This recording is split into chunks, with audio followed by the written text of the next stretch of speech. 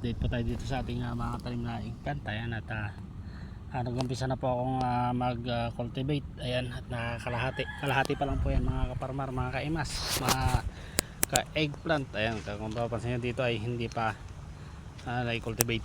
Ayan, bali itong kabiyak pa lang ang ilalagay natin. Siyempre, at yan po ang itsura ng ating ginawa ngayong araw o kahapon ko pa ginagawa ito mga kaimas, pero ito ngayon ang nagawa ko. Bali 2 linya lang yan, ito kahapon. At ngayon pagkatapos ko pong i-cultivate tong kalahati ay ito naman po ang kabila. So yung kabila po na yan ay sinabugan ko na po ng kung mapapansin yan, triple 14. Ayan, tagi-isang kutsara lang po yan, wala pa yata isang kutsara yan nilagay ko mga kapartner, mga kaimas. Ayan, meron na pong mga abono na kalapag.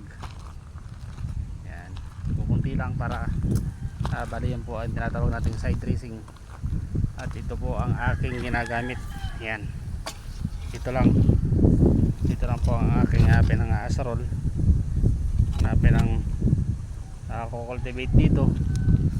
Manual lang po tayo mga kaparmar, mga kaimas. Ayan, at syempre inuutik-utik lang natin ito o kinuunti-unti lang dahil mag-isa lang naman tayo na gumagawa dito sa ating kabukiran.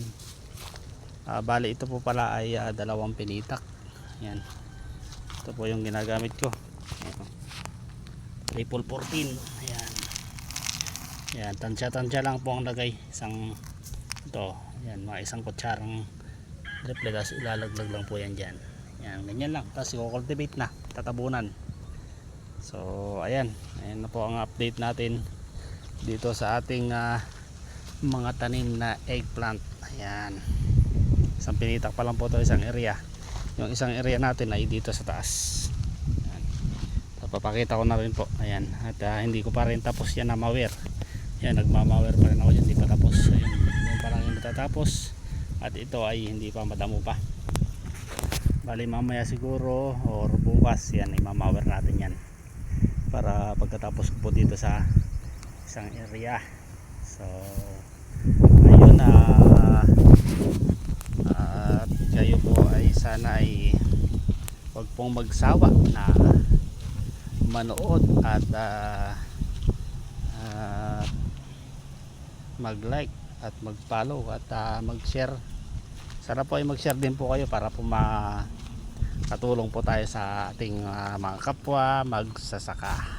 Ayan, maggugulay ng samot, mga gulay, kahit anong mga klaseng gulay. At ayan, mga farmer, mga kaimas, ipapakita ko na rin po sa inyo ang aking ayan, meron na rin po tayo mga nakahanda na pang balag o pantulos dito. Babalagan po natin yan mga farmer. Ayun, mayroon pa ron sa taas, yun yung mga tulos natin. Marami ka tayong tutulusan. Yan, so sana ay subaybayan nyo pa rin. Tuloy lang po tayo magsubaybay para po makapulot tayo ng mga mumunting mga tips kay Agri Kaimas Vlog. Ayan, at pakisubscribe na rin po yung YouTube channel natin mga kaparmer. May YouTube channel po tayo, Agri Kaimas TV. Ayan, ayan, hanggang dito na lamang po muli at ako po ay mag-aasar na uli. Mag-aasar na lang muli ang inyong kaimas. Hanggang sa muli.